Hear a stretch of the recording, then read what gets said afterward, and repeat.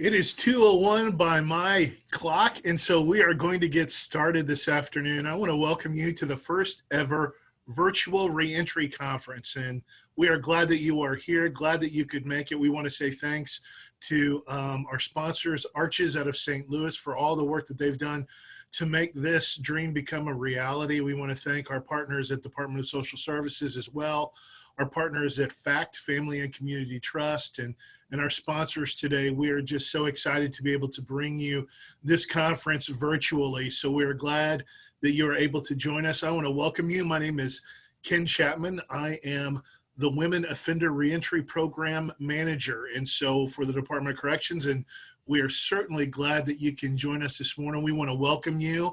I will assure you we will do our best to make sure if there are bugs that we get them worked out, but this is the first time for all of us, and I'm glad that you out there took the time to make this a priority and to be a part of our conference. We're glad you're here.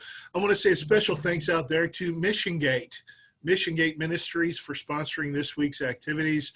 We're so grateful for them and the work that they do with our justice-involved population. I want to thank Rick and Trish Mathis for all the wonderful things that they do, and we're excited that they could bring this part of our conference to you. So thank you to Mission Gate.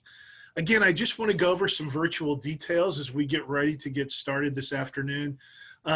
This is a webinar, so I want to make sure that you realize that as an attendee, you are not on camera and are automatically muted. I've already mentioned that several times to several of you that have made comments in the comment section that you are muted, so you are naturally recorded, so you don't have to worry about that.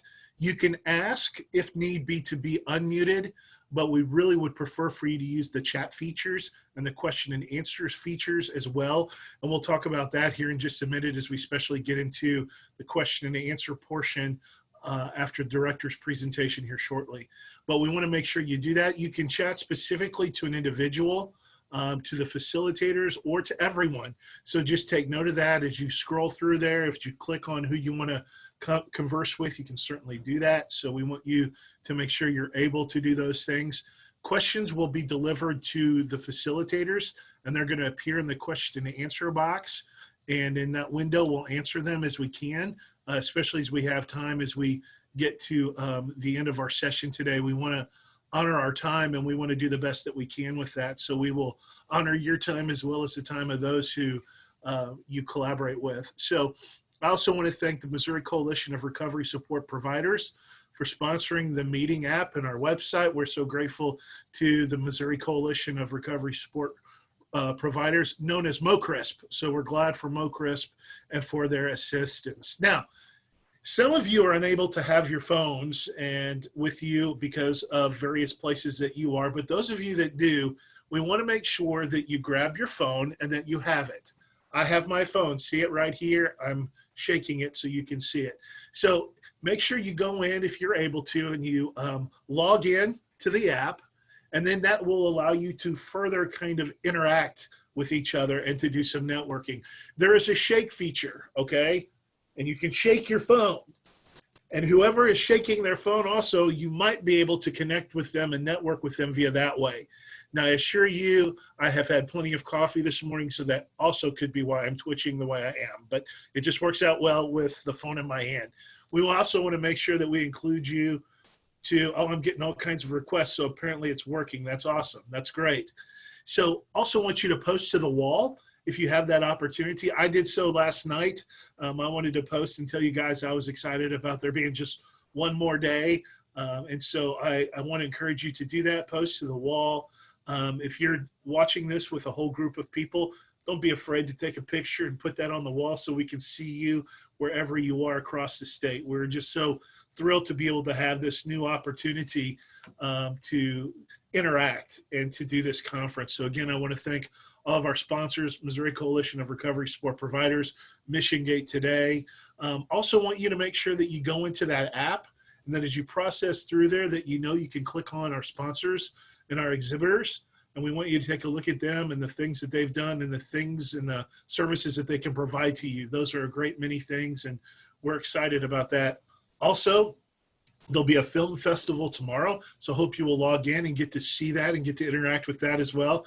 I know there's a lot of creative people in this world of reentry that do a lot of wonderful things, so we hope that you will log in and take a look at that. So those are some of the housekeeping things. We just want to remind you again to remember to use the chat box, to use that question and answer box, especially as we proceed on into our program. And as you have questions for Director Precythe, we want you to make sure that you can do that.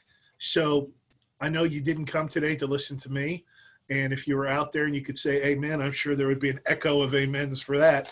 So, but I am so pleased and I'm so honored today to be able to introduce to you Director Anne Precythe. She is by far one of the most exuberant and exciting people I have ever met. I appreciate her expertise in corrections. Anne has been the director of this department since it seems like forever, but it's not really been that long. So since about 2016, and she came on the scene when Governor Greitens was elected and continued to stay on with Governor Parson. And Anne is responsible for the 20 different adult institutions that we have in our department, 6 community supervision centers, a community release center, and more than 40 probation and parole offices across the state of Missouri. This includes approximately 11,000 staff, 63 probationers and parolees, and more than 23,500 offenders. Anne brings with her over 32 years of service in corrections, especially her role as director for the I was going to say Missouri Department of Corrections, but it's the North Carolina Department of Public Safety. She was the director of community communications for them. She began her career there as a probation and parole officer. It's nice to know that she was just like you and me. She started out that way. She understands what it's like to be in the trenches and to know how to do that work. And what a great, I think that's what helps her relate to us so well all across our department. During her career in North Carolina, she served in many capacities and was appointed the first female director of community corrections in 2013. She has served on various councils and commissions throughout her career. She was a long-standing member of the North Carolina Probation and Parole Association and continues to support the Correctional Peace Officer Foundation. In 2015, she was appointed by United States Attorney Eric Holder and reappointed by the United States Attorney William Barr in 2020 to the National Institute of Corrections Advisory Board, representing all of community corrections across the country. In 2018, she was elected to serve on the executive committee of the Correctional Leaders Association, and in 2020 was elected to serve as president of the association. In 2019, Director Precythe was also appointed to the Council of State Governments, Justice Center Advisory Board, and she was nominated. Wow, we're getting applause. That's wonderful, and was also nominated and approved by her peers to serve as a member of the inaugural class of the Council on Criminal Justice in 2020. Anne is married with 2 daughters. She's not married to 2 daughters. She has 2 daughters and 4 grandsons. I mean, eventually maybe we'll get a granddaughter in there for her. We'll see. And she has 1 dog, Frankie, who's incredibly cute. So we're grateful for her being here. But most importantly, of all those things that I told you, Anne's passion and her love for what she does and for the people that she serves with is unprecedented and unsurpassed. I so appreciate her taking the time today to share with us about her vision, about how we roll here in the state of Missouri. And I'm going to turn it over to her. So Anne, take it away. Thank you, Ken. You did a great job. So you got through your first hurdle of a virtual conference. You did super.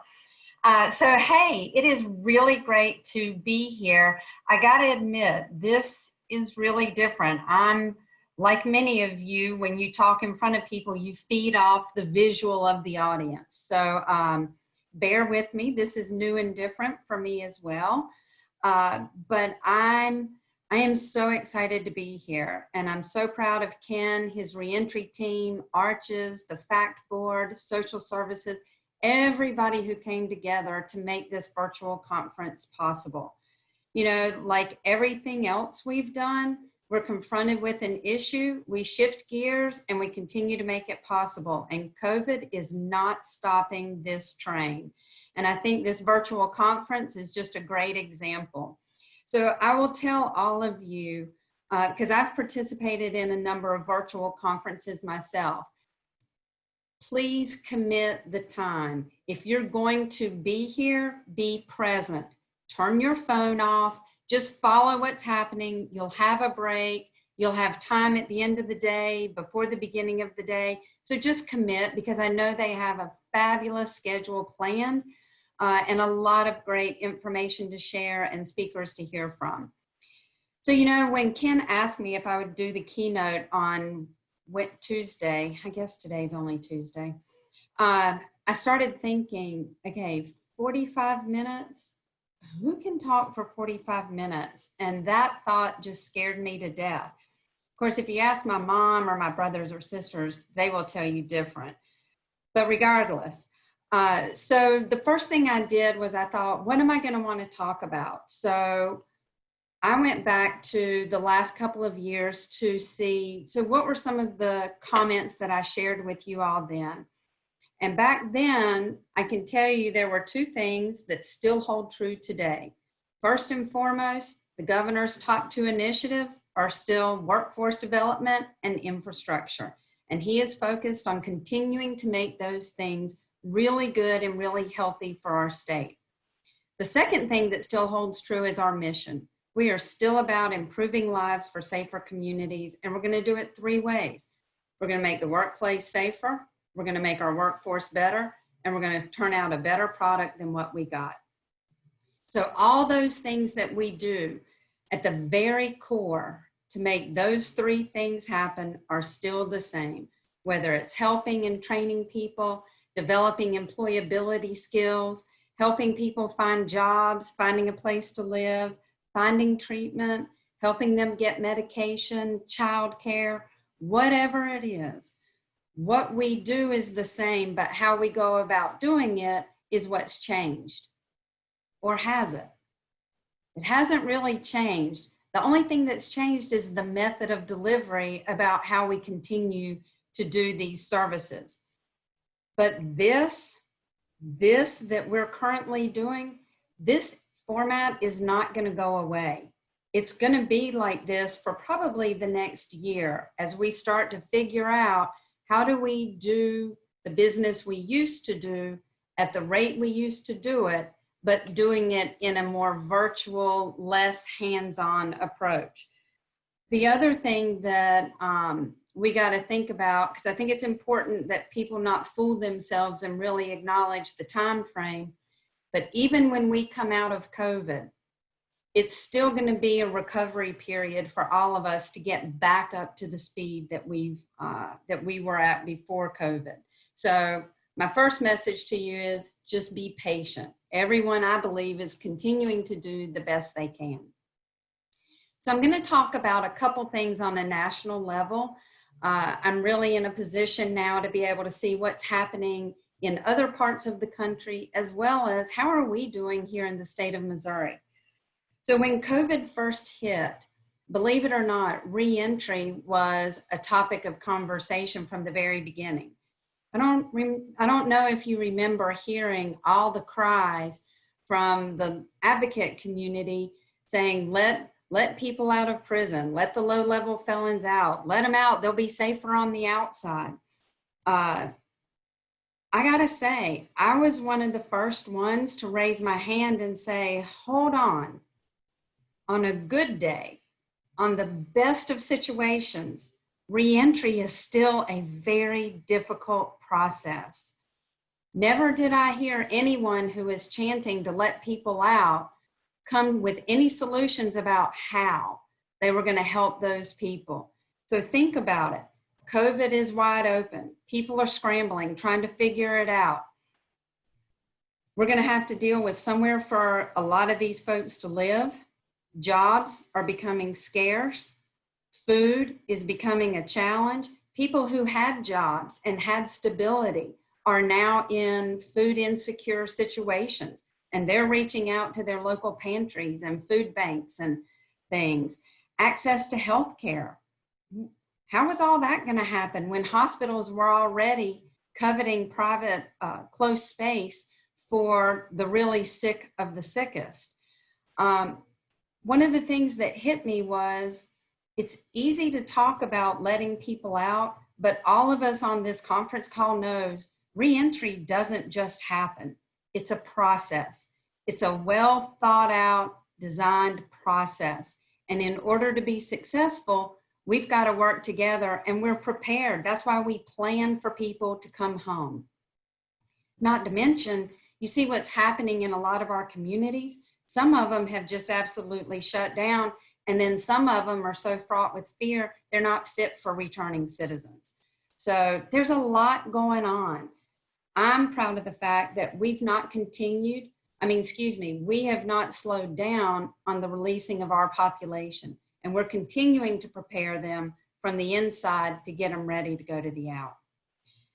So then about May, I think nationally, I was starting to get a lot of questions about, so how are corrections budgets going to manage not cutting programs? That was the talk. And in my mind, I instantly went to, why would we cut programs? Programs are one of those things that help keep our prisons safe. It keeps the population busy. It helps prepare them for where they're headed when they come out, because you all know 95 to 97% are coming out. Next week, I get to participate in a call with legislative leaders from across the US, and I get to talk about budget trends and what's happened from the impact of COVID. I get to talk about what is it that they need to know and be thinking about as they enter their next legislative session. My thoughts are simple. Maintain. Just maintain where we are. Don't cut. I'm good if I don't get anything. Of course, I want something, but if I don't get it, I'm okay. But just maintain at a minimum. And as I thought about that this week, my brain went back to the most basic of questions that I ask people, and you should see the looks on their faces.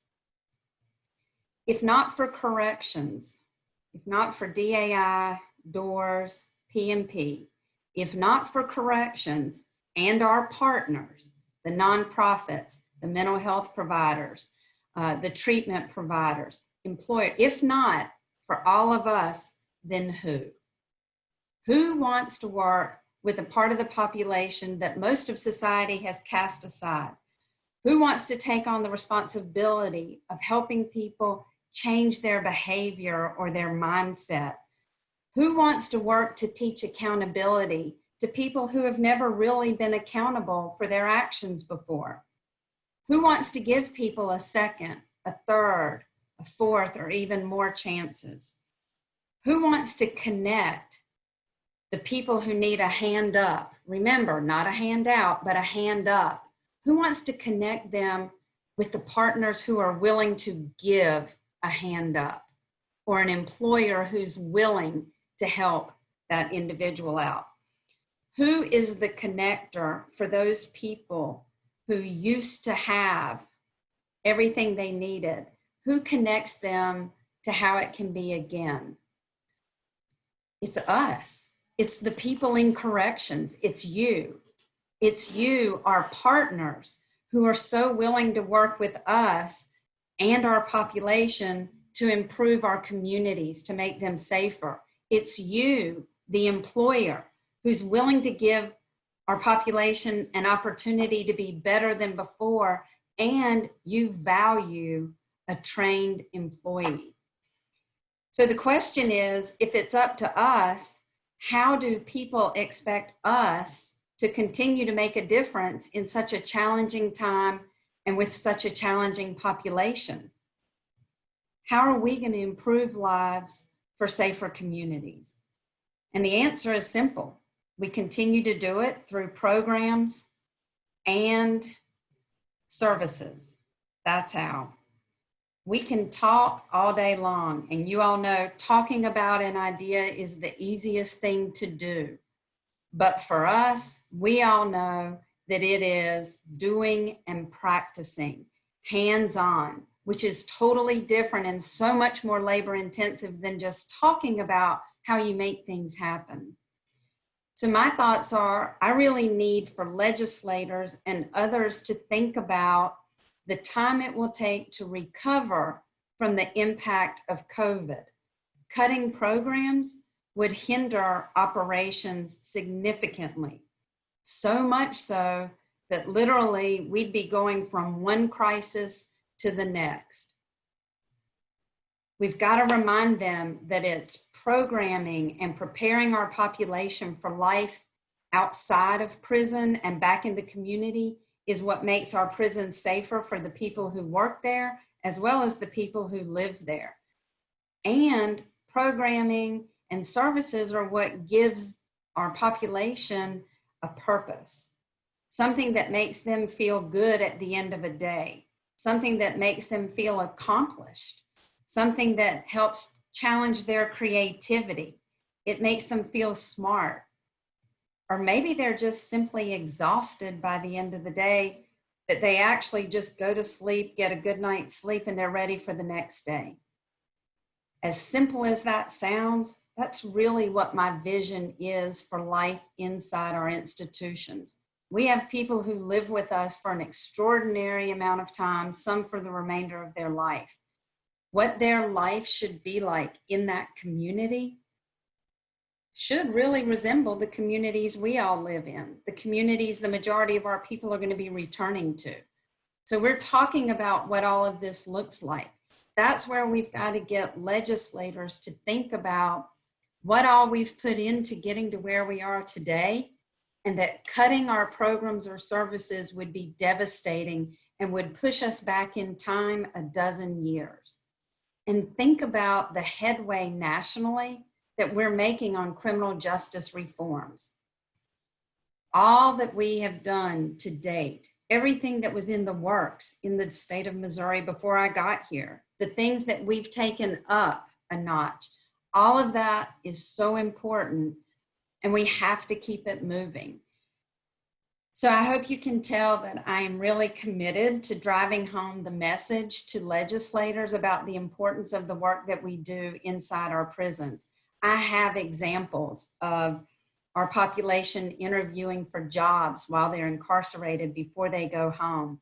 I have examples of our higher education entities coming to the table, coming into our prisons, bringing technology and skill building, career opportunities for our population. I have examples of the treatment community and the mental health providers that have really helped see folks turn a corner, whether they were in the community receiving services or inside our institutions. I'm very passionate about what we're doing, and so I want to make sure that legislators understand, despite the challenges that we have inside our institutions, or the challenges that we have because of a lack of resources in our communities, those things aren't going to stop us. We will find another way to reshift, regroup, and move forward, but please just don't cut where we are today. So now I want to shift gears and tell you about a super exciting project that we have that's going to happen starting tomorrow, Thursday, and Friday. So I told Governor Parson one day that if he gave me enough time, I would make sure Missouri got recognized and put on the map for good reasons. Well, this week, we're in that position. So President Trump appointed as executive director for the Interagency Council on Crime Prevention and Improving Reentry, Pastor Tony Loudon, who is from the state of Georgia. And Georgia has done a lot of really innovative, creative things when it comes to reentry, and I'm excited to learn more about that. But Pastor Loudon is looking around at all of the states to see who's doing really good business on the reentry front. He wants to show the feds how the states are making things happen. And Missouri has been recognized. And I attribute it to all of you. The work that Ken and his section has done, the work that our prisons are doing, the work that our probation parole officers are doing, the work that our nonprofits, our treatment providers, everyone who's coming to the table to help us out. We are all in this together. And we get the opportunity tomorrow and Friday to highlight a lot of the great actions and work that's being done. So, you know, President Trump signed the First Step Act into law. And so now the feds are really trying to look around and see who's doing good business and what does it look like? What state departments are really collaborating to make it happen instead of the burden falling on one entity more so than the other? Well, one thing I will give Ken Chapman credit for is he is a dot connector. And if you reach out to him, he will connect you with the right dot to make things happen. And because of all of the connections that we do in our state, we get to highlight work from the Department of Economic Development, the Department of Higher Education and Workforce Development, Department of Social Services, Vocational Rehabilitation, and other Department of Social Services pieces, the Department of Mental Health, everything that we're doing in the Department of Corrections. And that makes Governor Parson very proud because his collaborative teams are able to be recognized and shine outside. So we get to see the Transition Center in St. Louis, where a lot of our community partners come inside and help the reentry processes and help our folks be successful. We get to highlight the Aspire Mo program with help from Mo Start and the Beast. We're very excited that we get to show both of those. The Missouri Boot Heel Consortium, they get to entertain Pastor Loudon on Thursday by highlighting a lot of the work that's happening in the boot heel, joint efforts from outside entities. And then on Friday, we get to talk with the state departments and how we collaborate as a group, as well as the Community Supervision Center in Poplar Bluff and the JRI treatment pilot. So let me just say a couple things about what's happening from the Justice Reinvestment front, because we're very excited about this. The Community Supervision Centers have done phenomenal work this past year. We were just getting started, had not really hit our stride when the conference happened last year. But in this last year, our male facilities have just come so far. Latrice Tate did a phenomenal thing by recruiting interns from the local college, I think it's Southeast Missouri State, to virtually come into our community supervision centers and help provide programming and services for the population. That was a lift off of our staff and off of the other providers. We've got Three Rivers Community College coming in and doing a CDL truck drivers class, which mirrors what we're doing in our institutions. We've had so much great community turnout to help in our community supervision centers. It just makes me so proud. Our Fulton Community Supervision Center for our females, just doing tremendous work. The governor went and spent about an hour at the Fulton CSC. He filmed a face-to-face video with the Council of State Governments, highlighting the work that we had done on that supervision center for our female population, which is having a positive impact. I'm very, very proud. Our Justice Reinvestment Treatment Pilot, we have renamed. It's very exciting. It's now Improving Community Treatment Success. We expanded from the 3 original Bs, Butler, Boone, and Buchanan counties, to an additional set of counties, and we're getting ready to expand to even more. So DMH totally stepped up to help us expand with their providers, and everybody is feeling their way and doing a really good job. So we're expanding to St. Francis, Pulaski, Phelps, Pettus, Cole, Polk, and Green. And don't worry, there are more coming. I asked Kelly Dills today, give me a couple things that are really happening with these community success pilots. Tell me what's happening. She said, well, one is we've really increased accountability for urinalysis testing, and the drug testing rates. We've partnered with a third party to help in the collection of specimens. But you know, this is a population, 50 to 60%, that is expected to fail. Yet what we're seeing is that through holding people accountable, the length of time they're staying in treatment and being successful is up to about 12 months. And we all know the longer people stay in treatment, the greater the likelihood of success down the road. So that is definitely one of the goals we wanted to achieve with the improving treatment for community success, improving community treatment success. I'll get the acronym. And then the other thing that you all knew last year was a huge push for me was, how do we increase housing? We hear that housing is a problem, housing is a problem.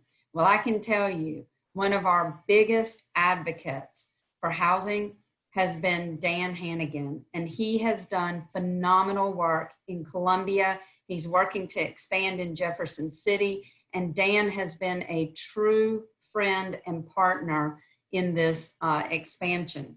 I also want to give a shout out to New Beginnings in Springfield.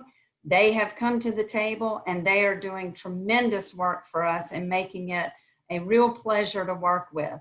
So for everybody who's helping us with housing, that is very important to our success.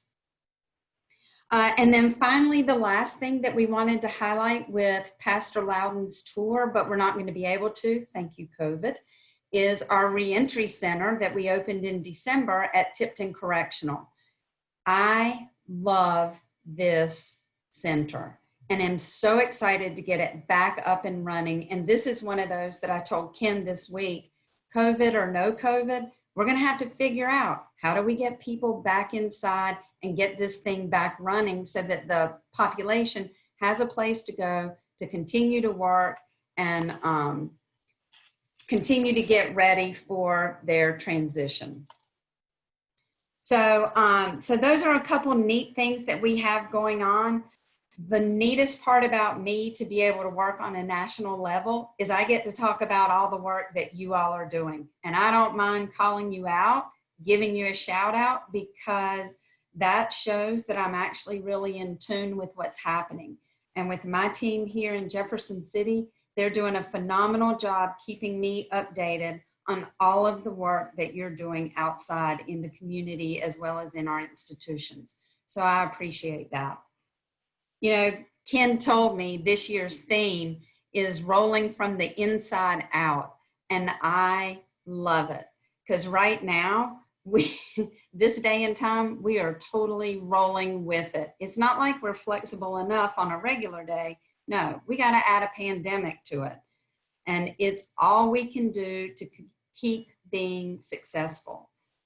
I know that this pandemic has made it so much more challenging for everyone to do the work that we're asking you to do. We have worked hard to get good, solid processes started while inside our facilities as we help our offenders roll right out into the community, into same or similar programs, and we want it to keep happening. And the only way that happens, it starts with a conversation, leads into planning, a real plan, a case plan that follows the offender from where he is in prison right out into the community with the community providers so that everybody knows, here's the priority, here's what we're working on, we're going to get to X because we got to do these things first. And sometimes it's just because that individual is motivated to start here. And so maybe that's where we need to start rather than starting down here. Though we think it's more important, if the individual is motivated to start here, let's start there and we'll get to the other things.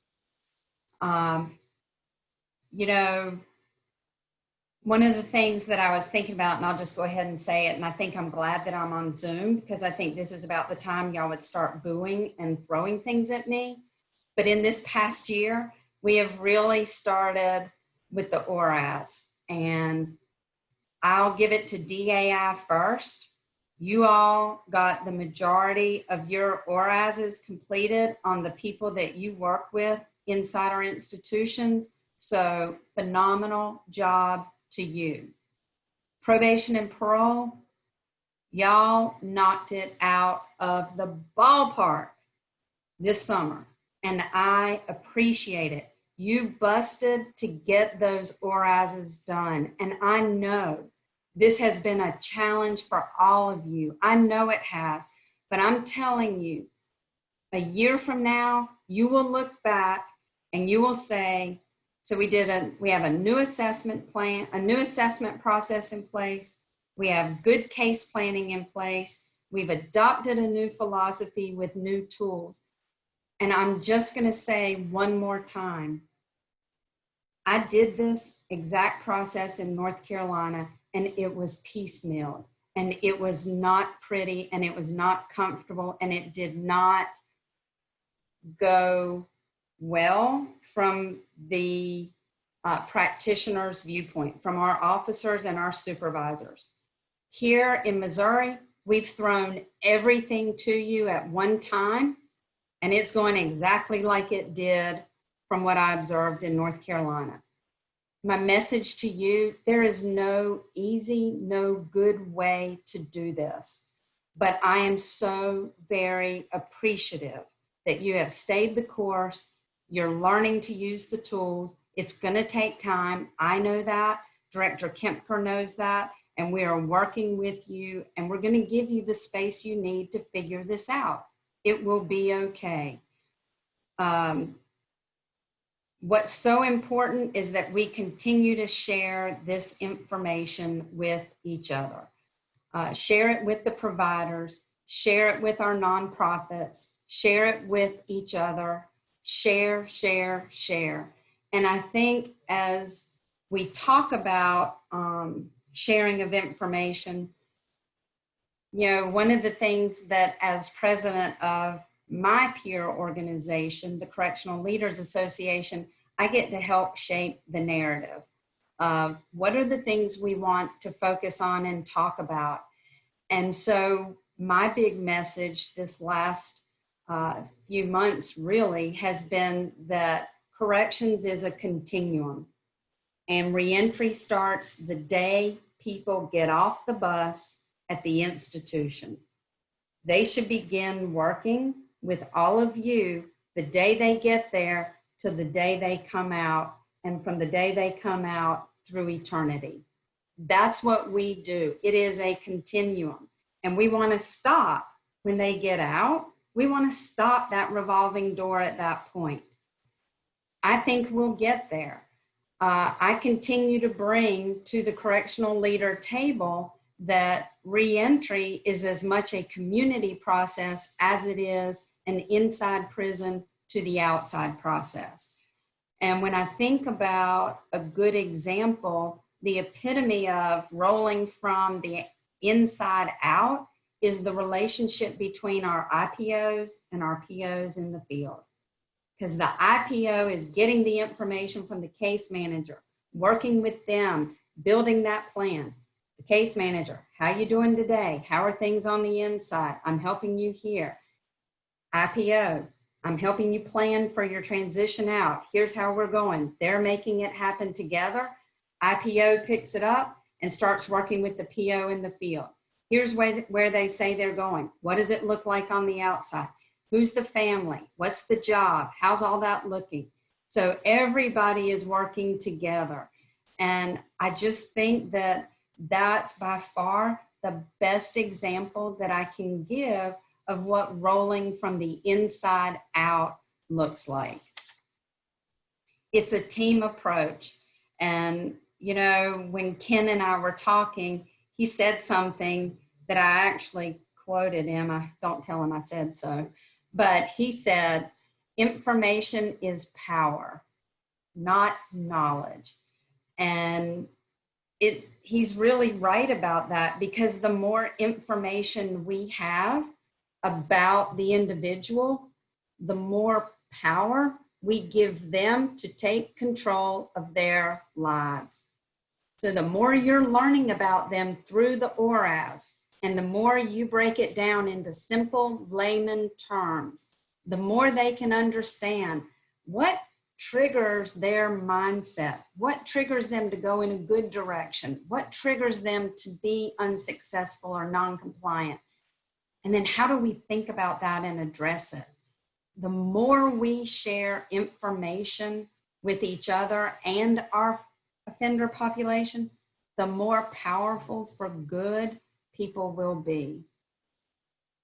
You know, it is so important that everyone on this call know how much I appreciate the fact that we have so many different people working in this space. Not all of you are the same, and that's perfect. That's exactly what we need. Different styles, different programs, different relationships that speak to the wide variety, the diversity of our population. We need all options. There's enough room in this space for everybody to work and have enough to do. I hope that everybody in this space is able to help provide services across this great state, whether it's education, skill building, mental health services, employability training, how to dress or be confident in a job interview, how to build a real business plan and be prepared to follow through, how to be on time or be organized, how to prepare a healthy family meal. What does good physical health look like? How to make better choices. Peer support services. I'm still high on that. Got a plan for that inside prisons as well as in our communities. Whatever it is so exciting to know that we have you inside this space helping work alongside us. Because if you think back about the themes the last 2 years, one of them was partnerships. That's what it takes for us to be successful. And I'm a firm believer of that. It takes a village to raise a child.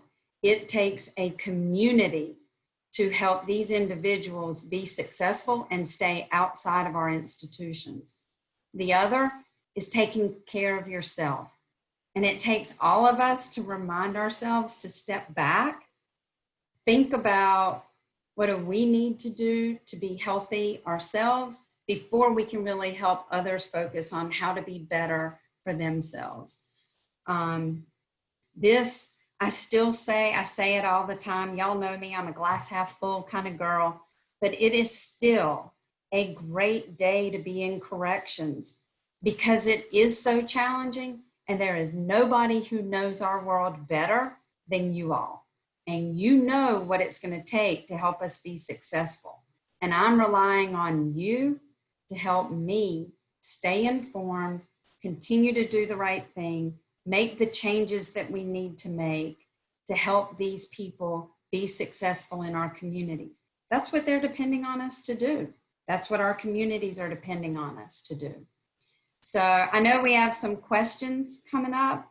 I told Ken I wasn't going to go on and on and on, though apparently I could. So apparently my family is correct. But just know how much I appreciate the work that all of you do.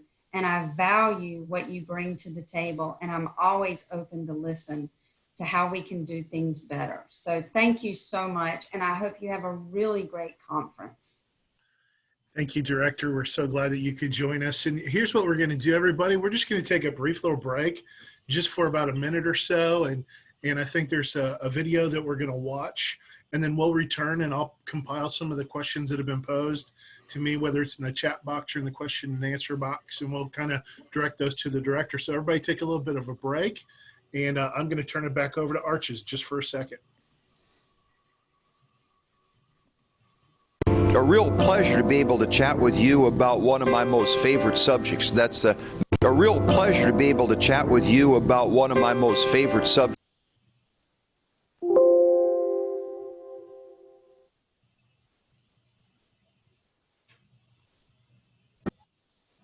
subjects. That's the Mission Gate Prison Ministry. And one of the things that you see is that faith is a big part in what God uses to build His children. And all of us can make mistakes. And when we do, we have to say we're sorry, that we have to get back up again, and we have to keep trying, trusting the Lord to guide us in the right way. And Rick and Trish have taken people, some of them made some mistakes, and they help them get back up on their feet, and they get to, so the only thing they really are afraid of is disappointing our Lord and Savior. And this is a fantastic ministry. I encourage everybody to support it as God directs you and as you have abilities. But I am so thankful to have been able to be part of this ministry, and I very much encourage you to support Rick and Trish and the great team that they've built that are rebuilding lives and rebuilding America. God bless you. Thanks. A real pleasure to be able to. Well, again, we want to thank Mission Gate Ministries for their support of our conference and for supporting this week's activities. I'm so appreciative of what they do, and they're one of those kind of holistic providers out there in Cuba and Chesterfield that do such a great job, and we're so appreciative to them for the work that they do, and we're glad. I have a question here. The question that has been posed here from Joseph is, Director, you mentioned a lot about partnerships and information sharing. What efforts is DOC making with respect to OSCA initiatives to work on the pretrial, pre-entry side of the system? So that's a great question, Joseph. One of the things that I can tell you that OSCA is working on through the Justice Reinvestment Initiative, they are convening several different seminars, WebExes, virtually, to bring the circuit judges together and encourage the circuit judges to put together teams locally to identify. And so these are going to involve their county commissioner, their sheriff, probation parole, their prosecutor, public defender if they have one, treatment provider, mental health, the local partners to come together and really identify what are the things we need to work on in our county. What are the things that are real issues that are barriers to the success? What are things that could break the cycle of crime? Pre-trial and pre-entry might be one of those things that they would submit as, hey, here's where we'd like to do a little deeper dive into some of our data, understand what resources are available, and how would those work in our particular county. There's some grant money that's available for a number of counties to be able to submit their idea. The Justice Reinvestment Executive Oversight Council will be reviewing those applications in January, and we'll be selecting a number of those counties to fund to see how can we help them begin to address whether it's violent crime in their area, repeat offenders in their area, just different things that they're going to submit. We're trying not to build it for them. We really want counties to have buy-in themselves, but OSCA is leading that initiative, and so I'm really excited to see what will happen. As you know, the Department of Corrections, we are a post-conviction department. We are not in the pre-trial business. So we're helping OSCA kind of shape on their side what that looks like. I'm not really diving into the pre-trial business. Thank you, Director. Also, I have a question here from Brian Williams. He's from the Randolph County community, the caring community there, and one of our community partnerships through Family and Community Trust. He's asked the question, how do we as community partners obtain access to the information, as he calls it, captured through the ORAS assessment? So it's, okay, what does he do? He is the executive director for the Randolph County Caring Communities, the partnership that come in to MCC, for example, Moberly Correctional Center, they provide fatherhood initiatives. Gotcha. Yeah. Okay, so the best way for you to go about doing that is going to be to talk with the folks at the prison or the probation parole officers if you're in a community setting. You know, some of this information is confidential, understandably so, but for treatment providers, there's definitely a certain amount of information that we want officers and case managers to be able to share with our providers. You know, when it comes to our case plan, the case plan is going to be based off of the information that the ORAS shows us. These are the areas that we need to work on with the offender. This is what's driving his behavior. He's got antisocial values or criminal peers, substance use disorder, whatever it may be. And then the case managers and or probation officers are going to be trying to help prioritize those, figure out what the offender is motivated to work on, and then match resources in the community or in our institutions that help address those. The case plan is a joint document between the individual and the case manager or probation parole officer. So the case plan really is a document that could be shared with providers because we want everyone knowing what are the things I'm working on next. Because the more information everyone has as a team, the less overwhelming we can be to the offender when we're all trying to help. But if everybody knows what's the priority and how are we going about accomplishing this, then everybody can stay in their lane and be supportive of the right initiative at the right time. So I know that was kind of a long answer, but it was a really good question. So I would encourage you to start with whether it's the assistant warden at the prison or the DA in a district office in the community, and just start the conversation about what information do you have and what information are you looking for. One of the things that Brian just commented on, Director, was that he appreciates that sharing that case plan will really assist in the process so that they can integrate the plans together. And that's one of our visions as a department. I know you've talked a lot about, we don't want to have 55 different plans out there for a client, but we want to integrate those plans into one, make sure that we're not pulling that client in 50 different directions. So appreciate that. That's exactly right. Exactly. You know, and the other thing, just put this in your hat and think about it for a second. Think about the parent who is under adult supervision, who has a child that is involved with the youth division. And as a parent, they have a responsibility to participate in the things the child is required to do. So now we have an adult who's double dipped, and if we don't know it, then we're moving on with our plan, and the youth folks are moving on with their plan, and it's killing this adult. That's something down the road I want to continue to work toward. And I got to be honest, Pastor Loudon said from Georgia, they do that. They work together so that because you have a youth counselor going into the home and an adult officer going into the home. Why are they working together? To make it a better family rather than two separate paths. So just food for thought.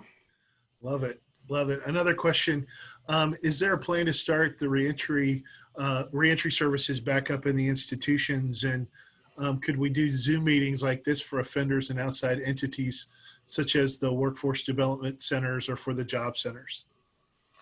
You know, interesting, because on a previous call today, when I do this legislative call, I'm going to be talking at the same time with somebody about e-learning and somebody about telehealth. And from a criminal justice perspective, I thought for legislators to understand, personally, I think e-learning is great and I think telehealth is great, But before you think about passing legislation that requires that, think about funding me, because I need money to be able to make my infrastructure, my buildings accommodate those two processes. I think they're fabulous. It's the wave of the future. But I got to have time to get our prisons. You look at Farmington, you look at Algoa. I mean, look at our old buildings that were never set up to be prisons, but we've modified them. Bricks and mortar structurally, they're just not able to accommodate the infrastructure needed for internet access. But I still think the answer is yes, we will be getting reentry services up and going.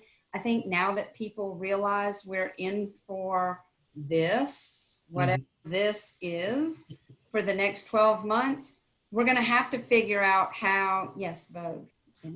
We're going to have to figure out how to just keep moving forward. And so we're going to try to get back there with our reentry planning. I want more reentry centers in our institutions. That to me is the hub of where it should be happening. Yes. And we have a lot of partners come to that hub, come into our institutions from social services and workforce development and VA. They're there, they're on site. That's what I'd like to see at more of our institutions. Yes, several folks have said, you tell them, Director Precythe, we need that modern equipment to do that. So can certainly appreciate that for sure. Another question that was asked, Director, is what are the top 2 to 3 research priorities of the Department of Corrections, and how can higher education partners help with that? What can they do to help us with those research priorities? Say yes when I call you. Say yes when I call you to say, hey, would you like to study this? I will tell you, David Edwards came from North Carolina, and he worked in the research and planning section in the Department of Corrections in North Carolina. And I have a long relationship. I'll call you, Joseph. I have a long relationship with him.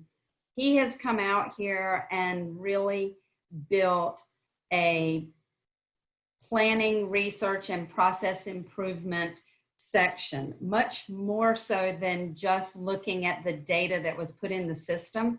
Now we are starting with his help and Kelly Dill's section, really looking at what does quality assurance and quality control look like.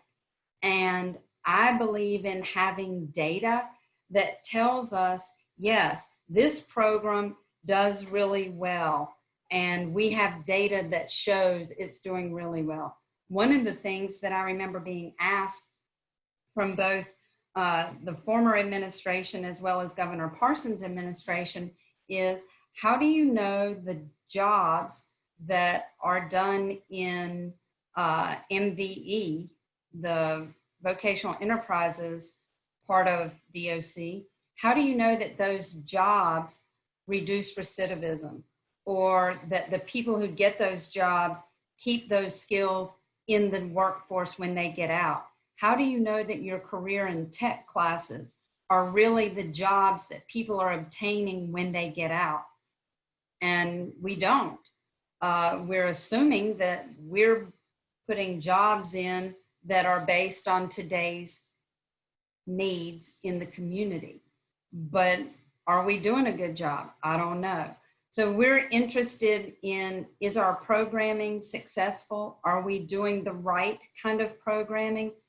Don't worry, we'll call you. David Edwards has got ideas, and I'm all about bringing in our higher education partners to study some. I'm a firm believer that I don't know what I don't know, so let's study it. Tell me what is good. What do we trash, tweak, or keep? It's real simple. And if it's not working, let's get rid of it, and we'll find what does. Doesn't mean we're getting rid of the people. It just might be the particular program. So I appreciate you asking that, and I've written your name down. Excellent. There's another question that is kind of a two-parter, Director, and maybe that you might want me to answer this one. There's somebody from an institution that has written, I have a Social Security card applications that have been out since March. Is there any way to get these expedited? And I would tell you that the best way to get that expedited is to let me know what institution you're with, contact me, and let me get in touch with that local office and find out how far backed up they are, and let me have that interaction with that Social Security office. The next question was about birth certificates, and they're taking 6 to 7 months to be returned. And can this be expedited in any way? Unfortunately, it can't be. The workforce, the labor force in Missouri is down, and all state agencies are struggling to hire people. And we just continue to plod ahead and try and push forward. It's about 8 to 9 months for us to get a birth certificate right now for the state of Missouri. And I know that's a long time, but that's also shorter than over 25 of the states in our union. So everybody's kind of having that struggle. But I would like to talk to you more specifically about that. If you want to contact me, I'd be glad to interact with you about that. Jessica Schaefer in our office does a great job with those, and we track those very, very carefully. So just send me an email and we can talk more about that. Okay, Director, I had another question that came in via email, and thank you for whoever sent that. I appreciate that. It's hard enough for me to manage myself, much less multiple things. But here is the question. Is there a timeline for the JRITP or ICTS programs to expand? Is there a timeline that the department has in mind, or is that just kind of as funding occurs? That was the question.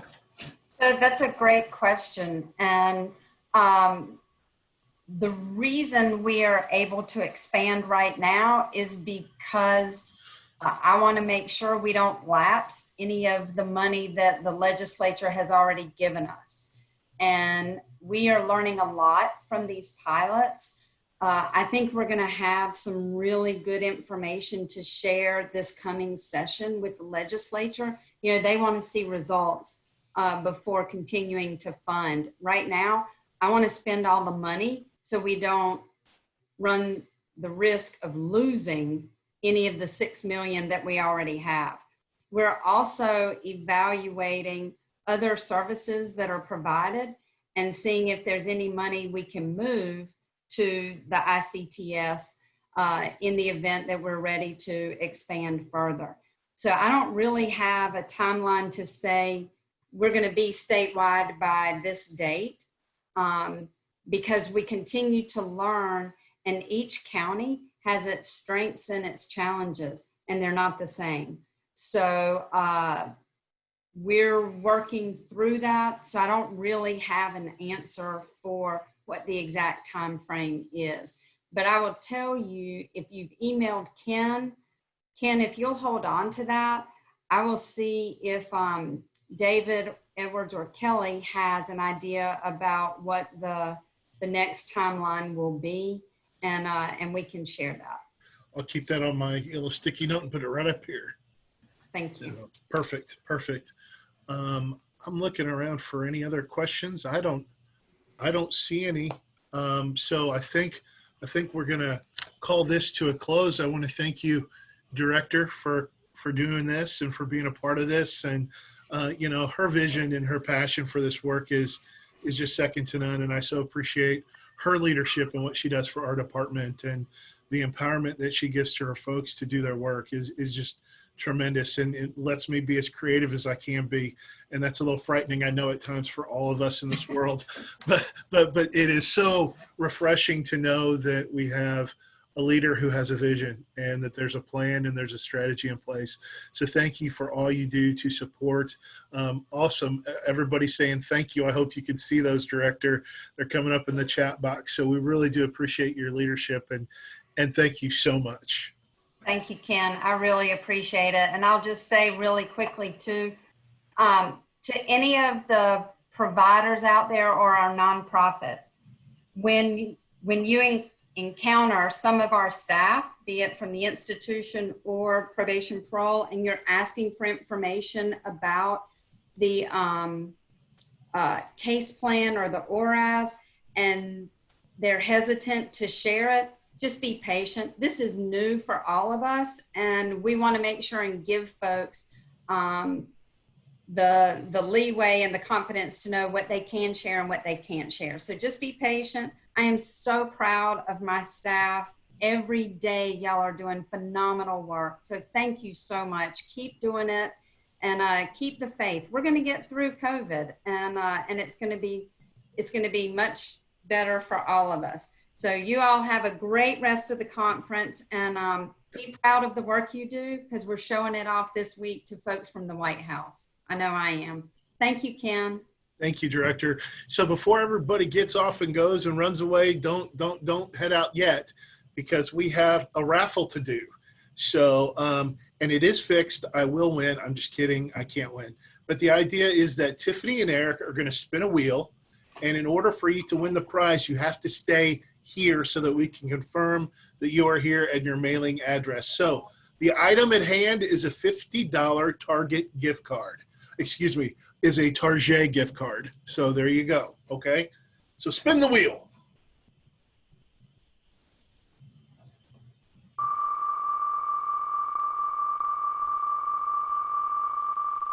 No whammies, no whammies. Stop. All right. And let's see in the chat box. The winner is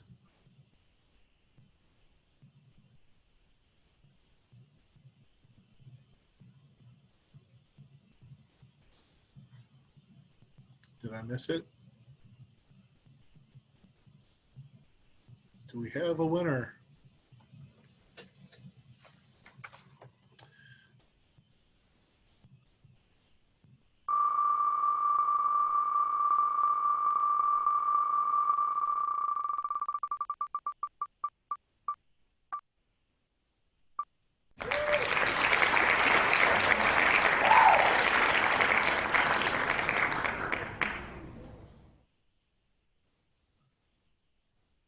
Serena Blank was the first winner. Serena, if you will send us your information via, I guess we're going to do that via chat. Let me make sure I'm telling you right. Yes, if you will send us your information via the chat box, we'll make sure we get you this gift card sent out to you. And the second winner, I guess I should probably be using my app, but maybe that's why I'm behind. I see one new message. Kristen Slaughter. Kristen Slaughter from Big Brothers Big Sisters Amachi. So Kristen is the next winner. So, and if you don't know how to get a hold of her, I sure do. We talk to Kristen often, so I think that's wonderful. So Arch's friends, is that it for today? Arches will reach out to you guys to claim your prize, and we'll let you know all about what needs to be done to redeem that. So we'll let you know that. Once the session has ended, there'll be a brief survey. You can provide feedback on the session. Let us know what you thought. If you could please participate in that, that would be excellent.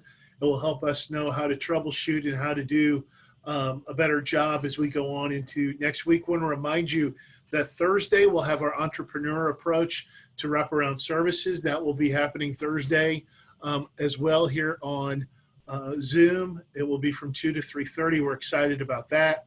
Hope you guys know how much we appreciate each of you taking the time out to be here and to be a part of this. Remember, keep an eye out for that film festival tomorrow and go to sign up for the next session. And we will see you Thursday at 2 o'clock. So appreciate the participation. I hope you enjoyed the session. I know the director was very excited about getting to share with you. And we're so grateful for her leadership in our department and in our state. So thank you. Be safe. Practice social distancing. Wear a mask. Wash your hands. Do all that good stuff. And we'll see you on Thursday. Thank you, guys.